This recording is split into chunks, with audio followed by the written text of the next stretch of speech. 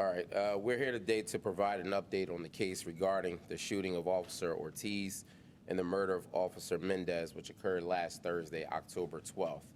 Before I step aside for you to receive the details of the actual arrest, I want to publicly thank everyone for their support that they have given this department, have given the family of Officer Mendez and Officer Ortiz. We've received condolences from President Biden, Governor Shapiro, all of our elected city and state officials, both past and present, former commissioners of this department, the director of the FBI, and a host of others, both law enforcement and non-law enforcement. And it's greatly appreciated just to know that we had that type of support in the time that we needed the most. And so it's something I just wanted to acknowledge.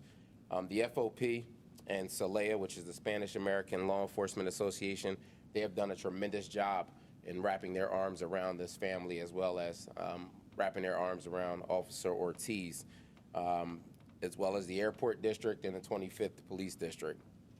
The FOP has been able to secure donations from a number of different individuals, combined with some of the city's reward money, totaling an amount of $237,000, $237,400 is where it's at this point in time. I also want to take a moment to thank all of the homicide and shooting investigation group investigators, as well as the supervisors who have worked endlessly since this occurred, and along with all of our partners from the FBI, ATF, U.S. Marshals, New Jersey State Police, Pennsylvania State Police, and the District Attorney's Office. And I hope I didn't leave anybody out, but we have had tremendous help from our law enforcement partners, both in this city and across this country. Not just the support in terms of them calling and giving their condolences, but their support in this investigation. Just also want you to know, our homicide investigators, obviously you know they spent so much time on this investigation, but it doesn't mean that they don't stop working on the other homicide investigations. In fact, over the weekend, in addition to this investigation, they were able to make 2 arrests for 2 other homicides, unrelated, as well as securing a warrant for an additional homicide. So again, I just wanted to throw that out there, because sometimes the thought is that we spend all of our focus and attention just on a police-related murder, but that's not the case. We obviously have all of our partners here supporting us, and that's the support and the work that they do every day. But I just wanted to put that out there. I'm going to turn it over to First Deputy Venor to give all of the specifics and the details surrounding the investigation at this point in time, as well as the arrest itself. And then you will hear from Council Member Ketsi Lozada, who is a friend of the family of Officer Mendez, and she'll provide some remarks on behalf of their family, as well as on behalf of Officer Ortiz. All right, good afternoon. Just to go back to what we talked about previous, we identified the decedent from last week as Jesus Morera Durant. We believe he was involved in the incident, as we told you in the past, but we also believe he had up to 3 accomplices that day. And over the weekend, we were able to develop probable cause on one of the individuals by the name of Yabrani Martinez Fernandez, 18-year-old male from Camden County, New Jersey. We believe that individual participated in the theft of the vehicle and was subsequently involved in the shooting homicides of Officer Ortiz, Officer Mendez, as well as the individual that was with them, Jesus Durant. We believe that one of these accomplices was responsible for firing a firearm which shot all 3 of these individuals. That's what the evidence is showing us at this time. That is preliminary, but that's right now what we have. We are working very hard to obtain more evidence on additional individuals. Just to give you a little bit of details into what happened today, approximately 2 a.m., investigators received information that the individual, Martinez Fernandez, was in the area of Cherry Hill, New Jersey. They proceeded to a location there, and approximately just before 4 a.m., U.S. Marshals, FBI, and members of New Jersey State Police, as well as the Homicide Division, moved in and were able to effect the arrest of the individual. Lieutenant Fry, who's standing just to my right, she was able to place Officer Richard Mendez's cuffs on the defendant when he was processed and transported to New Jersey State Police. He's currently there waiting extradition to Philadelphia for charges of murder. All right, I'm going to turn things over right now to Councilwoman Lozada to speak on the family, and then we'll answer any questions.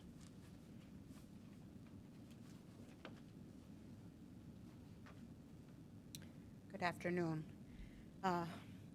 Richie was a friend, and so was Officer Ortiz.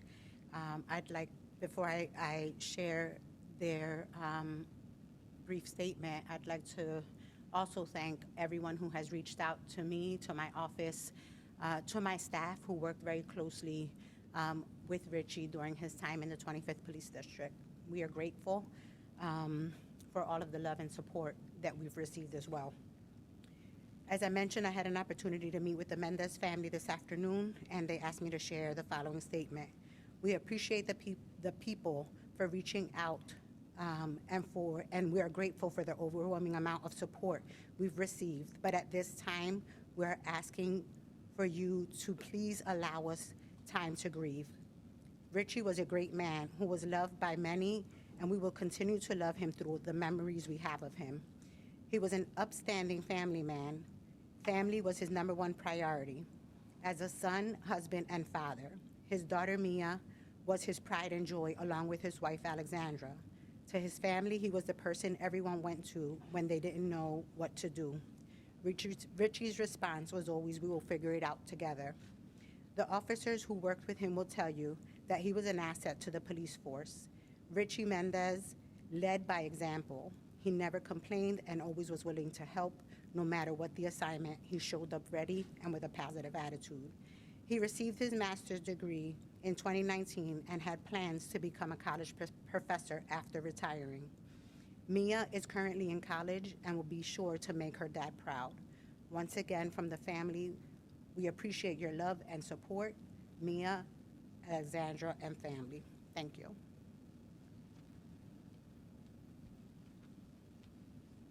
Thank you, Councilmember, and thanks, everyone. For a few minutes, we're going to take some Q&A, but I'm going to remind you again, we're still very early into it. It's going to be a long and drawn-out investigation, so we're going to be limited into the responses that we can give. Frank, We're can you say- going to start right there. I just wanted to know, did the reward encourage someone to give up this information about where you could find the latest suspect? Well, as Sergeant Cribb said, we're still very active in the investigation, so I'm not going to comment on where the information came from. One thing I do want to say is we need more. We need more people to call. We still have at least 2 individuals who are at large, and there could be more that are out of the sight of that vehicle or what the officers were able to see. So we're encouraging the people to call. There's still a reward. Would you say his name again for us, the person you've arrested? Sure. And tell us what you think, whether he's involved in an organization with the 18-year-old who was killed that's coming over to steal cars here at the airport. So it's Yabrani, Martinez, Fernandez, okay? I'm not going to comment on an organization. That we are working with the state police as well as our federal partners on seeing if this is an organization and how much they're involved in. We're not quite there yet to say, but that'll come at a later date, and it's still active. That investigation's still active also. Mr. Holden? Yeah, Sure. we'll Well, he'll send it out there. He'll send it out there. We'll push it out to all of you shortly, okay? The mugshot, he's still with New Jersey, but the spelling, those in attendance now, it's Yobrani, Yobrannny, Martinez, common spelling, Z, Fernandez, Fernandez, 18 years old. Do you believe that this young man also has the missing gun? We still haven't recovered the gun. We don't know who has the gun. So we have him in our custody. We do not have the gun. Is it believed that he pulled the trigger? We can't say at this point. We believe one of the accomplices of Duran pulled the trigger. We just don't have all the answers yet in the investigation. We're working towards them now. Do you know whether the officer's service weapon, Frank, was fired? If you've been able to figure that out, what do the FCCs tell you? Through the evidence, we don't believe it was, but we don't have definitive answers. Obviously, the gun would help us make those definitive answers, but right now, We don't believe so. We don't believe Officer Mendez fired his weapon. What evidence are you thinking to elaborate on that led you to finding this individual? Well, that's part of the active investigation. We need to find the other individuals, so I'm not going to get too technical. We received information from the public. We obviously recovered some video. We have ballistic evidence, and we have other evidence that we've recovered that are helping us, leading us to these individuals. And a lot of the investigation that's been done on the east side of the river into some of these individuals played a big part in us identifying them very quickly. Mr. Holt? Either for the Deputy Commissioner or Commissioner Stanford. This year, there have been 17,000 cars stolen in the city, 40% higher than this date last year. Is there any recalibration of how you are going to try to bring that number not only into control, but to now there's an officer who lost his life trying to intercede in one of these deaths?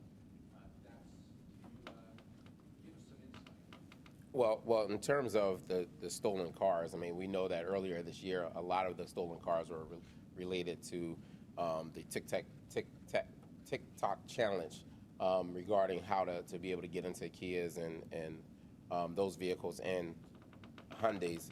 As a result of that, we gave out clubs. We worked with those dealers to be able to hand out some clubs. A lot of those were related to that. We have, and again, over the past year, put together a task force that focuses on the carjackings and things of that nature. This group here, it seems that, as DC Venora alluded to, they were doing work in Jersey and not necessarily all related in the city. Some of it related in the city, but that is an investigation that again, we are going to be working with our partners there to be able to move some things forward. Don't want to get too much into that, but obviously we know that there's a bigger issue based on the work that we're uncovering at this point in time, both here and around the surrounding areas. Do you believe Officer Martinez struggled with or wrestled with the suspects at the airport? And if Mendes, and if his gun isn't fired, how's the 18-year-old get hit? Officer Mendez. And what we know is that we believe that both Ortiz and Mendez attempted to apprehend at least one of the individuals. We think by the evidence, someone came behind him and fired a weapon. If that individual was in front of them, they could have very easily been struck by those bullets that are moving in the direction of the officer from behind. So that's just what the evidence shows. We're not definitive of that yet. We're moving towards getting more information. Sir? Sir, can you confirm it's the parking lot that are now cameras? Yeah, we're not going to confirm in terms of that. That's an issue that will be addressed outside of this in terms of whether it be with the airport, whether it be with the entities that are responsible for managing that and overseeing that. But that's not going to be something that we're going to get too much into today as to what we were able to ascertain in terms of video or cameras or things of that nature. All right. Time the airport is now giving any information about that. Just they say the PPD has to respond for this safety at the airport.